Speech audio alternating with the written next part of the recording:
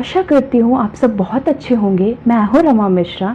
GK 4D में आप सबका बहुत बहुत स्वागत है। आज से हम शुरू करने जा रहे हैं एक नया एपिसोड जिसमें हम जानेंगे सभी सांविधिक व संवैधानिक संस्थाओं के बारे में। It means statutory and constitutional bodies के बारे में। For example, election commission of India, state election commission, union public service commission, controller and auditor general, NITI Aayog, human right commission etcetera. आज हम इस वीडियो में देखेंगे सबसे इम्पोर्टेंट टॉपिक जो कि आए दिन चर्चा में बना रहता है और काफी सारे क्वेश्चंस एग्जाम में इससे देखने को मिल रहे हैं। हम बात कर रहे हैं नीति आयोग की, पर इससे पहले हम जानेंगे कि कैसे योजना आयोग बदल गया नीति आयोग में और योजना आयोग में ऐसी कौन कौन सी कमियां थी जिसकी वजह से नीति आयोग को लाना पड़ा। और हम साथ में ये भी जानेंगे कि 12 पंचवर्षीय योजनाएं क्या क्या थी और उनको हम डिटेल में जानेंगे। सबसे पहले हम ये जानेंगे कि योजना आयोग का इतिहास क्या रहा और योजना आयोग कैसे अस्तित्व में आया। यूएसएसआर में एक मेथड था 5 ईयर प्लानिंग मेथड।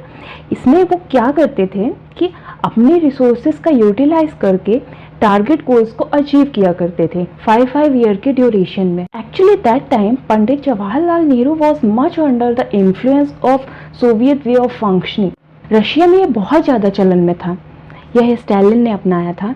रशिया में तो ये बहुत ज़्यादा सक्सेसफुल था, लेकिन भारत की सिचुएशन बिल्कुल अलग थी क्योंकि रशिया तो बिल्कुल कम्युनिस्ट है। वहाँ तो बोलने की आज़ादी है ही नहीं, सरकार जो चाहेगी आप वही करेंगे। स्टालिन आपको पता ही है कितना भयानक डिक्टेटर था। उसने बहुत ही बुरी तरह से लोगों को मारा काटा है, बहुत ही बुरी तरह से लोगों को टॉर्चर करता था। लेकिन भारत तो डेमोक्रेसी है, तो यह 5 ईयर प्लान इंडिया में उतना सफल नहीं हो पाया और हमने नोटिस किया कि ये ठीक से फंक्शन नहीं कर रहा था। इसकी एक और वजह थी, इसमें एक और लैग था, क्योंकि हमें हर काम 5 साल में नहीं खत्म करना होता और ना ही हर काम 5 साल में खत्म होता है। इन अदर वर्ड, कुछ ऐसे काम भी होते हैं जो कि 2 साल में खत्म हो सकते हैं, लेकिन आप उसको स्ट्रेच करके 5 साल तक ले जाएंगे। और कुछ ऐसे भी काम होते हैं जो कि 7 साल में खत्म होंगे, लेकिन आप उसे 5 साल में खत्म करने चाहेंगे। अगर आप पूरी दुनिया में यूनिफॉर्मिटी लाने की कोशिश करते हो in a non uniform word, it means it is not a complete requirement and utilization of resource। Economic planning का जो कॉन्सेप्ट है वो बहुत पुराना है इंडिया में। आपको पता ही होगा कि 1934 में सबसे पहली बार एम विश्वेश्वरैया ने अ प्लान्ड इकोनॉमी ऑफ इंडिया यह बुक लॉन्च की थी, जिसकी काफी अच्छे प्रपोजल थे कि किस तरह से भारत की इकोनॉमी को डेवलप किया जाए, किस तरह से इकोनॉमी को आगे बढ़ाया जाए। इसके बाद नेशनल प्लानिंग कमेटी आती है, एनपीसी। ये 1938 में बनी थी, जिसके चेयरमैन जवाहरलाल नेहरू थे, जो कि हमारे फर्स्ट प्राइम मिनिस्टर थे। एनपीसी ने अपनी रिपोर्ट 1940 में जमा की, जिसमें ये साफ साफ मेंशन था कि एक प्लानिंग कमीशन होना चाहिए। इसके तुरंत बाद 1944 में बॉम्बे प्लान लाया गया, जिसको बिरला टाटा प्लान भी कहा जाता है, जो कि आरडी टाटा, जीडी बिरला, लाला श्री राम, कस्तूरबा भाई, लाल भाई, जान मथा, ये सब मिलकर लेकर आए थे। इसी साल 1944 में गांधीयन प्लान भी लाया गया, जो कि एसएन अग्रवाल लेकर आते हैं और यह सोसाइटी ओरिएंटेड था। मतलब हर एक इंडियन को लाभ मिलना चाहिए, सबको इसका लाभ मिल सके। यह कैपिटलिस्ट ना होकर सोसाइटी ओरिएंटेड था। उसके बाद सर्वोदय प्लान लाया गया, जो कि जेपी नारायणन के द्वारा लाया गया, मीन्स जय प्रकाश नारायणन के द्वारा लाया गया 1960 में, जो कि पूरा का पूरा ब्लूप्रिंट था इंडियन इकोनॉमी का कि किस तरह से इंडिया की इकोनॉमी को डेवलप करना चाहिए। वैसे इनके बारे में तो आपने सुना ही होगा कि ये लास्ट में पूरी तरह से कांग्रेस के खिलाफ हो गए थे। इन सबकी रिकमेंडेशन के बाद फाइनली 15 मार्च 1950 को प्लानिंग कमीशन अस्तित्व में आया और इस प्रकार जवाहरलाल नेहरू योजना आयोग के प्रथम अध्यक्ष बने। योजना आयोग ने भारत के डेवलपमेंट के लिए कई पंचवर्षीय योजनाएं बनाई, जिसमें से सबसे पहली पंचवर्षीय योजना 1951 में बनाई गई थी। योजना आयोग ने जो भी प्लान बनाया है वह अच्छे से एग्जीक्यूट हो रहा है या नहीं, यह देखने का काम एनडीसी का था, नेशनल डेवलपमेंट काउंसिल का था, और योजना को अंतिम रूप से अनुमोदन देने का भी काम एनडीसी का ही था। एनडीसी भी अनकॉन्स्टिट्यूशनल बॉडी है, जिसका संविधान में कोई उल्लेख नहीं है।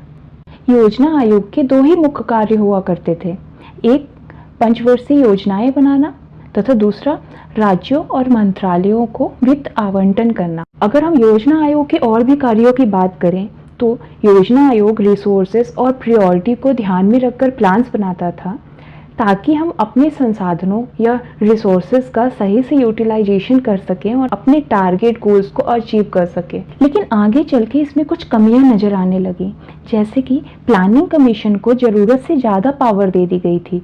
इसमें टॉप टू बॉटम अप्रोच अपनाई गई थी। इसमें क्या होता था कि योजना आयोग दिल्ली में बैठता था और इसमें बेस्ट टू बेस्ट ब्रेन्स को यूज़ किया जाता था।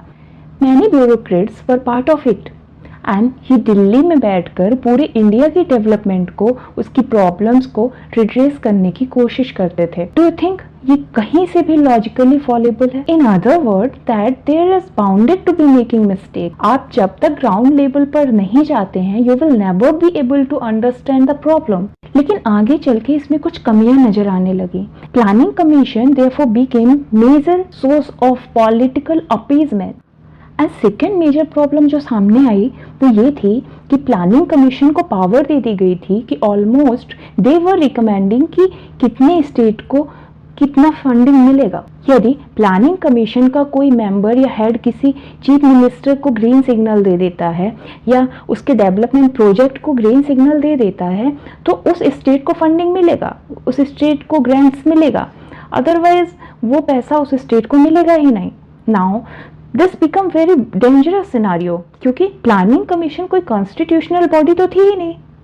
Now the point here is, आप अगर किसी ऐसे ऑर्गेनाइजेशन को इतनी ह्यूज पावर दे देते हैं कि ग्रांट्स इस बात पे डिटरमाइंड होंगे कि योजना आयोग के मेंबर के साथ आपके रिलेशन कैसे हैं, आपके चीफ मिनिस्टर के रिलेशन कैसे हैं। Have you understand?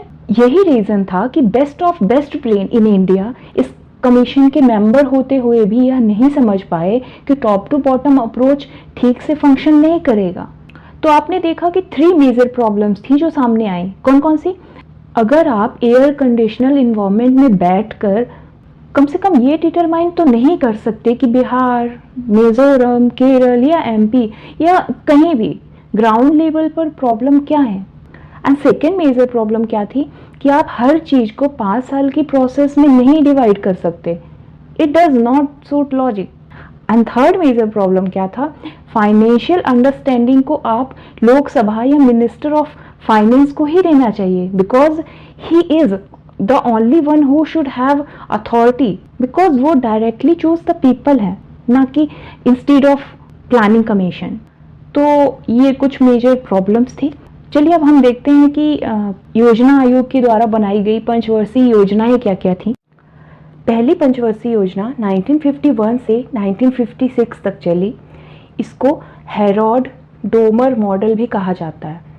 कई बार एग्जाम में डायरेक्टली पूछ लिया जाता है कि हेरोड डोमर मॉडल पर कौन सी पंचवर्षीय योजना आधारित है, तो आंसर है पहली पंचवर्षीय योजना। इसमें इरिगेशन, एनर्जी, एग्रीकल्चर, जो कि बहुत इंपॉर्टेंट है इकोनॉमी के लिए, सब पर ध्यान दिया गया, पर प्राथमिकता कृषि विकास, एग्रीकल्चर डेवलपमेंट को दी गई। इस प्लान में टारगेट ग्रोथ 2.1% रखी गई थी, क्योंकि हम जस्ट ही आज़ाद हुए थे, लेकिन अचीव हमने कितना किया? 3.6%। हमारी उम्मीद से भी ज़्यादा हमने अचीव किया। अगर हम बात करें कि इस ड्यूरेशन में प्रोजेक्ट कौन कौन से स्टार्ट हुए, तो हम देखते हैं भाखड़ा नांगल, हीराकुंड, दामोदर घाटी परियोजना, इनके साथ साथ कई परियोजनाएं शुरू की गई। दूसरी पंचवर्षीय योजना 1956 से 1961 तक चली और इसके अध्यक्ष जवाहरलाल नेहरू ही थे। Actually first, second and third 5 year plan के अध्यक्ष जवाहरलाल नेहरू ही थे। इसमें रैपिड इंडस्ट्रियलाइजेशन पर जोर दिया गया। भारत की इकोनॉमी को डेवलप करने के लिए एग्रीकल्चर, मैन्युफैक्चर, सर्विसेज, इन सब का डेवलप होना बहुत ज़रूरी था, और ये सब तभी डेवलप होता जब इंडस्ट्री डेवलप करेंगे। भारत उस समय पूरा का पूरा सेंटर के कंट्रोल में था, तो पूरी की पूरी जिम्मेदारी भी सरकार की ही होगी, क्योंकि प्राइवेट सेक्टर तो उस वक्त आए ही नहीं थे। इस प्लान को महल नोबिस प्लान भी कहा जाता है, क्योंकि इसको इकोनॉमिक्स के प्रोफेसर पीसी महल नोबिस ने डेवलप किया था। इसमें कई सारे प्रोजेक्ट्स पर ध्यान दिया गया, जैसे कि जल विद्युत, बहुउद्देशीय परियोजनाओं के साथ साथ 5 स्टील प्लांट्स भी बनाए गए। For example Bhilai, Durgapur, Rourkela etcetera. और इसके साथ साथ कोयला उत्पादन पर भी विशेष ध्यान दिया गया। इसके अलावा रेलवे लाइंस पर भी काम किया गया। रेलवे लाइंस को नॉर्थ ईस्ट से जोड़ा गया। 1948 में एटॉमिक एनर्जी कमीशन बनाया गया, जिसके पहले अध्यक्ष होमी जहांगीर भाभा थे। इसके अलावा Tata institute of fundamental research centre बनाया गया। अगर हम बात करें कि इसकी टारगेट ग्रोथ क्या थी, तो इसकी टारगेट ग्रोथ थी 4.5, हमने अचीव कितना किया? 4.2। तो यह एक तरह से एक फेलियर था। यही कारण है कि इस योजना को एक भौतिकवादी योजना भी कहा जाता है, जो कि सारी समस्याओं का हल करती है।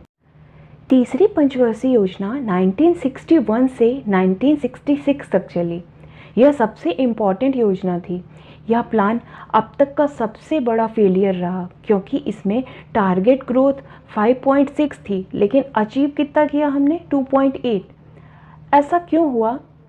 क्योंकि इसी दौरान 1962 और 1965 में दो बड़ी लड़ाइयाँ हमें लड़नी पड़ी। आप तो समझ ही गए होंगे कि मैं कौन सी लड़ाई की बात कर रही हूँ। 1962 में चाइना से युद्ध हुआ, जिसमें हम हार गए और हमारा अक्साई चीन एरिया ले लिया गया।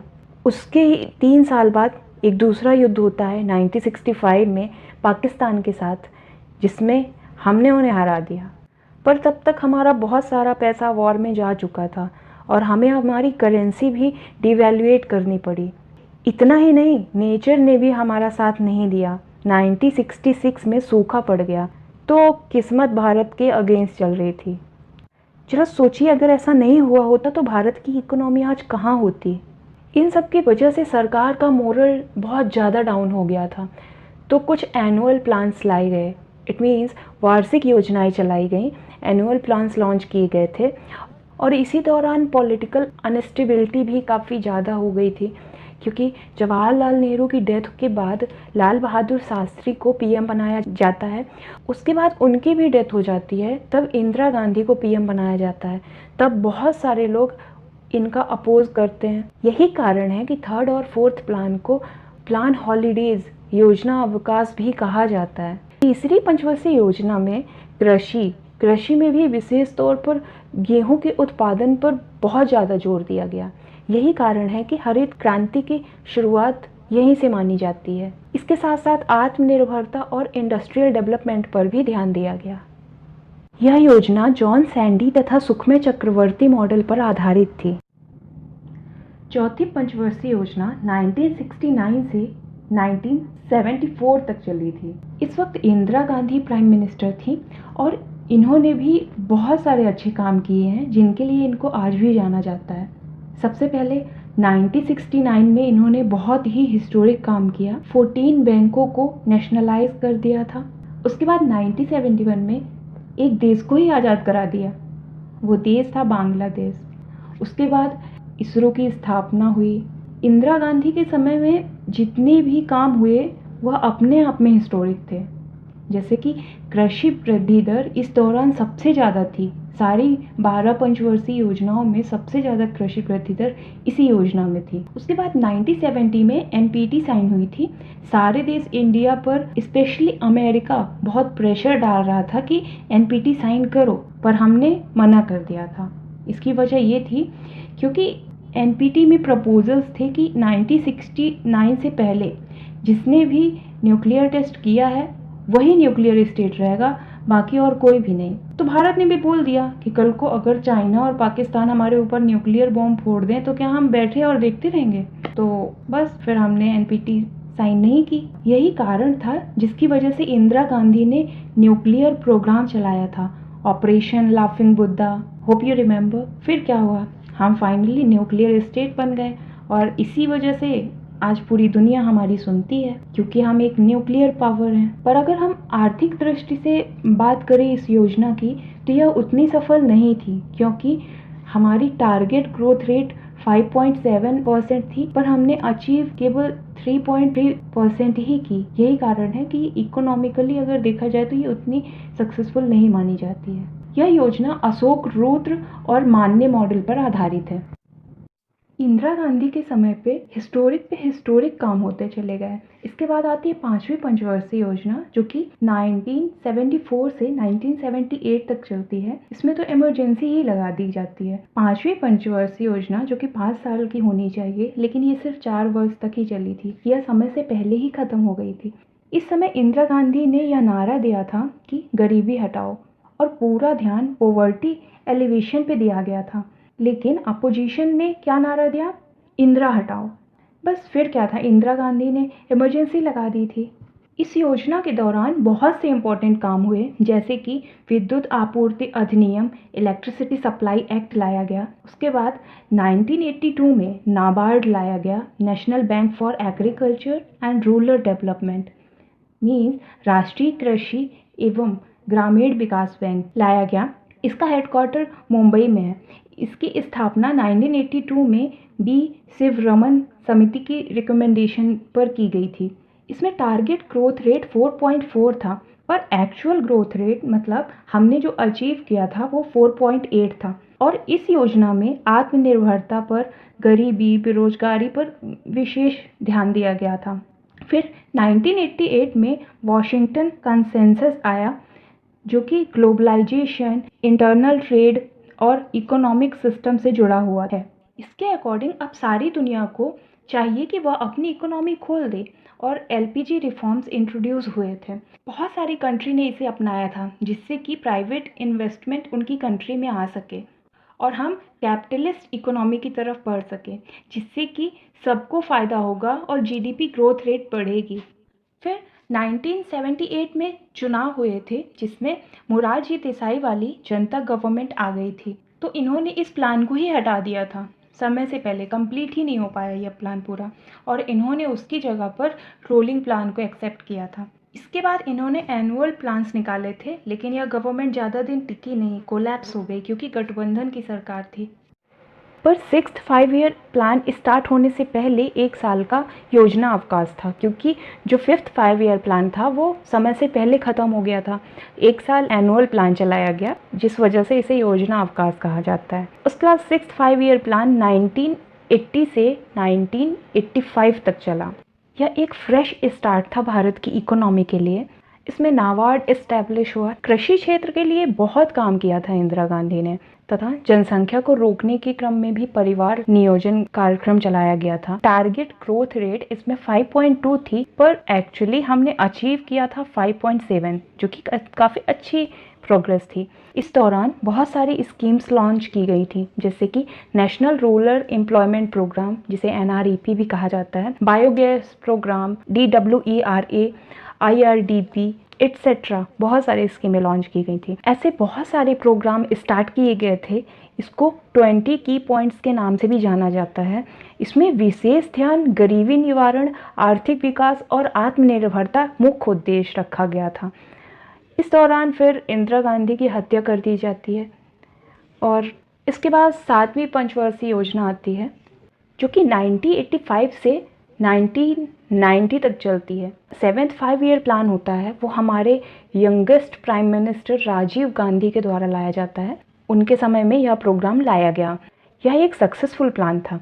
इसमें हिंदू ग्रोथ रेट बहुत ज़बरदस्त हुई थी, बट प्रॉब्लम्स भी बहुत सारी आई थी, जैसे कि LTTE की बड़ी प्रॉब्लम थी जो सामने आई थी।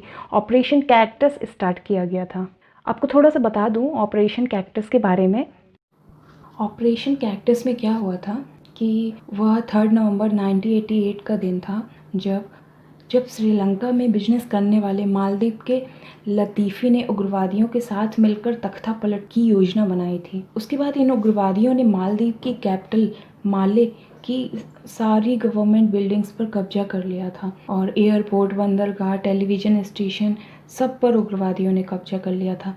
उस वक्त मालदीव के जो राष्ट्रपति थे वो अब्दुल कयूम थे। उन पर भी हमला हुआ, लेकिन वो वहाँ से भाग निकले, और कई देशों को इमरजेंसी संदेश भेजा, जैसे US, UK, Pakistan, Sri Lanka, Singapore, सबको मैसेज भेजा कि हमें मदद की ज़रूरत है, हमारी कैपिटल पर विद्रोहियों ने हमला कर दिया है और यहाँ पर कब्जा कर लिया है। सबको SOS भेजा। SOS एक सिग्नल होता है, यूनिवर्सल सिग्नल होता है, जिसकी फुल फॉर्म है सेव आवर सोल्स। तो ये SOS सबको भेजा। तब पाकिस्तान ने मदद करने से मना कर दिया, और उसके बाद श्रीलंका ने भी मदद करने से मना कर दिया। USA ने कहा कि हम तो इतनी दूर हैं कि जब तक आएंगे तब तक वहाँ सब खत्म हो चुका होगा, बहुत देर हो चुकी होगी। यूके ने भी कुछ ऐसा ही जवाब दिया। तब मालदीव है उसने भारत से मदद मांगी। जब यह संदेश भारत को मिला तब भारत के तत्कालिक प्रधानमंत्री जो थे वो राजीव गांधी थे, तो उन्होंने तुरंत वह एक्शन में आ गए और तुरंत उन्होंने कैबिनेट बैठक बुलाई। 9 घंटे के अंदर अंदर भारत के 1600 सिपाहियों का एक ट्रूप्स था वो मालदीव पहुंच चुके थे 9 घंटे के अंदर अंदर। और भारतीय सेना ने वहां का एक एयरपोर्ट है हुल आइलैंड, ये एयरपोर्ट है, वहां पर उन्होंने लैंड किया, जो कि ये माले के एकदम बिल्कुल बगल में ही है। उसके बाद वो बोट से गए माले तक और फिर राष्ट्रपति गयों को अपनी सिक्योरिटी में लिया। उसके बाद एयरपोर्ट्स और बाकी बिल्डिंग्स को भी सिक्योर किया। उग्रवादी समेत लतीफ़ी भी वहाँ से भाग निकला बोट से। तब इंडियन नेवी को यह टास्क दिया गया कि आप इस बोट को कैप्चर कीजिए। INS गोदावरी और INS बेतवा फ्रिगेट्स युद्धपोत को भेजा गया उनको ट्रैक डाउन करने के लिए। यहाँ पर इन दोनों युद्धपोतों ने फ्रिगेट्स ने मिलकर बोट को रोका और लतीफ़ी को कैप्चर कर लिया। यह एक बहुत ही सक्सेसफुल ऑपरेशन था। यहाँ पर भारत की कोई कैजुअलिटी नहीं हुई थी, भारत का कोई भी सैनिक नहीं शहीद हुआ था, पर मालदीव के कई सैनिक शहीद हो गए थे। जब सुबह सुबह हमला हुआ था तो बहुत सारे सिपाही मारे गए। इस ऑपरेशन के लीडर थे ब्रिगेडियर FC बुलसारा और भारत को पूरी दुनिया में वाहवाही मिली। तब इस ऑपरेशन का नाम रखा गया था ऑपरेशन कैक्टस। ऑपरेशन कैक्टस नाम इस वजह से रखा गया था, मालदीव एक कोरल आइलैंड है, कोरल आइलैंड से बना हुआ है, पूरा आइलैंड ही कोरल आइलैंड है और यह कैक्टस की तरह दिखता है, बहुत चुभता है, जस्ट लाइक अ कैक्टस प्लांट। इसी वजह से इसका नाम ऑपरेशन कैक्टस दिया गया। 7th 5 ईयर प्लान के दौरान ही भोजन, काम और उत्पादन का भी नारा दिया गया था। जवाहर रोजगार योजना चलाई गई थी, गरीबी की माप योजना भी चलाई गई थी, ऊर्जा उत्पादन, रोजगार, जन स्वास्थ्य पर विशेष ध्यान दिया गया था। इसे वस्तु मजदूरी मॉडल के नाम से भी जाना जाता है। इसकी टारगेट ग्रोथ रेट 5.0 थी और हमने अचीव कितना किया था 6.1, जो कि काफ़ी अच्छा है। यह योजना जॉन W मिलर में मॉडल पर आधारित है। फिर इसके बाद आती है हमारी 8वीं पंचवर्षीय योजना, जिसके अध्यक्ष थे PV नरसिम्हा राव।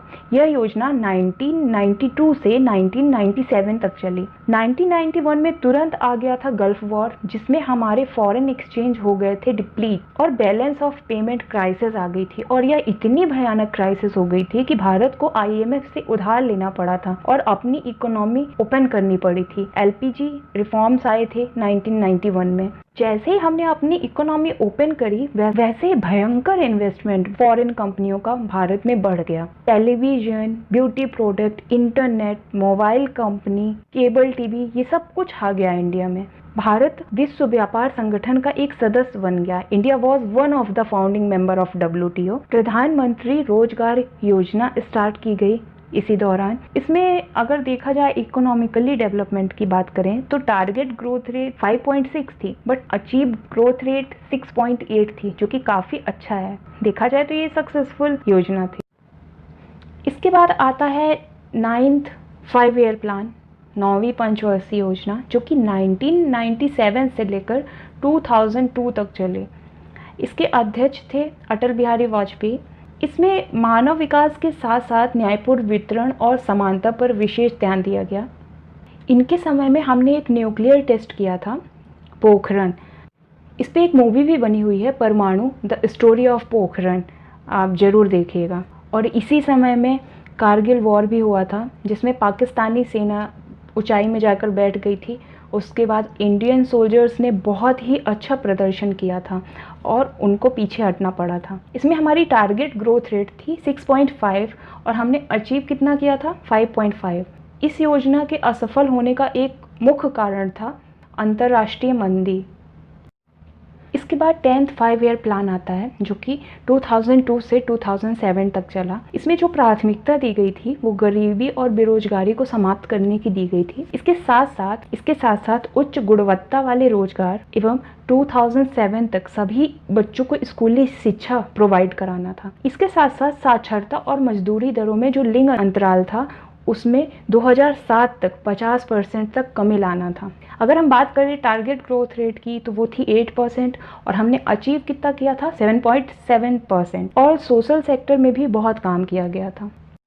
इसके बाद आता है 11th 5 ईयर प्लान, 11वीं पंचवर्षीय योजना, जिसके अध्यक्ष मनमोहन सिंह थे, क्योंकि 2007 से 2012 तक कांग्रेस यानी यूपीए की सरकार थी। इसमें प्राथमिकता दी गई थी तीव्रतम एवं समावेशी विकास को, it means rapid and inclusive growth को इसमें प्रायोरिटी दी गई थी। इसमें काफ़ी सारे प्रोग्राम्स लॉन्च किए गए, जैसे कि आम आदमी बीमा योजना, राजीव आवास योजना, प्रधानमंत्री आदर्श ग्राम योजना। इसी दौरान यूएस हाउसिंग रिसेशन आया। अगर ये नहीं आता तो भारत की इकोनॉमी आज 10 to 11% में होती, काफ़ी ऊपर होती। बट यूएस हाउसिंग रिसेशन ने सभी देशों की इकोनॉमी को ज़बरदस्त नुकसान पहुंचाया था। आइसलैंड तो पूरा का पूरा दिवालिया हो गया था, बैंकरप्ट हो गया था। और देखा जाए तो यूपीए गवर्नमेंट के जाने का ये भी एक बहुत बड़ा कारण था। इसमें टारगेट ग्रोथ रेट हमारी 9% थी और अचीव्ड ग्रोथ रेट हमारी थी 7.9, जो कि काफ़ी रिस्पेक्टेड ग्रोथ रेट है, ऐसा नहीं है कि ये कम है। इसके बाद 12वीं पंचवर्षीय योजना आती है, 12th 5 ईयर प्लान आता है, जो कि 2012 से 2017 तक प्लान था। इसमें प्रायोरिटी जो दी गई थी वो दी गई थी रैपिड एंड इंक्लूसिव ग्रोथ को, तीव्रतम एवं समावेशी विकास को ही प्राथमिकता दी गई थी। लेकिन 2014 में जनता पार्टी की सरकार आई, जिसने योजना आयोग को ख़त्म कर दिया और उसकी जगह पर नीति आयोग की स्थापना की। इसमें जो टारगेट ग्रोथ रेट रखी गई थी वो 9% रखी गई थी। इसके बाद हम पढ़ेंगे NITI Aayog, national institute for transforming India. तो आज के लिए इतना ही। इसके जस्ट बाद एक वीडियो आएगा, जो कि इसमें मैंने एक टेस्ट इंक्लूड किया है। प्लानिंग कमीशन व 12th 5 ईयर प्लान के जो भी इम्पोर्टेंट क्वेश्चन है वो आप इसको ज़रूर अटेंड कीजिएगा, एग्ज़ाम पॉइंट ऑफ व्यू से बहुत इंपॉर्टेंट है। बस आज के लिए इतना ही। खुश रहिए, सुरक्षित रहिए और पढ़ते रहिए। Thank you.